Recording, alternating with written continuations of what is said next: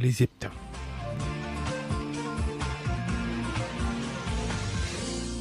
RFM matin, bon début de journée à tous. Et la culture, c'est tout de suite, c'est Anna Rocha.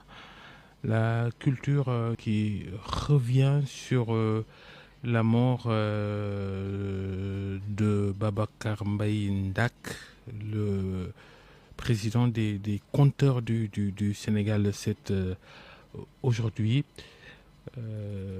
Anna Rocha lui rend hommage avec les acteurs culturels aussi. Bonjour à tous. C'était une figure emblématique de la tradition orale au Sénégal, fondateur et président de l'Association des conteurs du Sénégal, les Bonnes Tillers.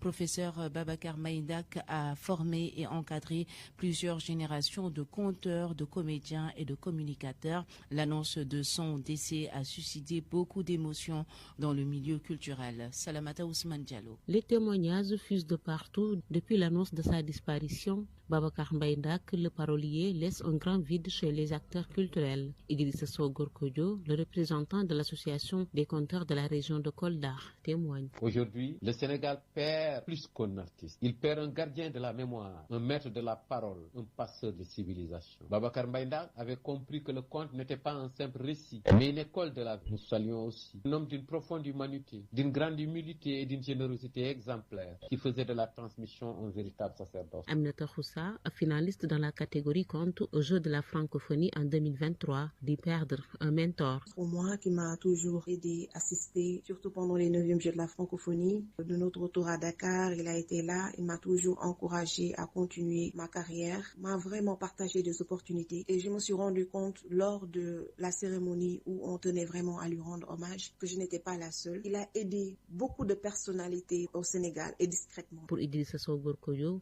l'héritage laissé par feu Babacar Mbaye Ndak doit être préservé. Le plus bel hommage que nous puissions lui rendre ne consiste pas seulement à pleurer son départ, mais à faire vivre son héritage. Continuer à raconter nos contes, transmettre nos langues, afin que son héritage continue d'éclairer les générations présentes et futures. Décédé ce 27 juillet 2026 à Guédiawaye, Babacar Mbaye Ndak, surnommé le maître de la parole, repose désormais à Ngourane dans la commune de Guéoul, laissant derrière lui sa famille biologique et celle culturelle dans la plus grande tristesse. Cérémonie de funérailles prévue ce mardi à Guédiawaye dans la banlieue de Dakar. Portrait physique et moral de Cheikhoul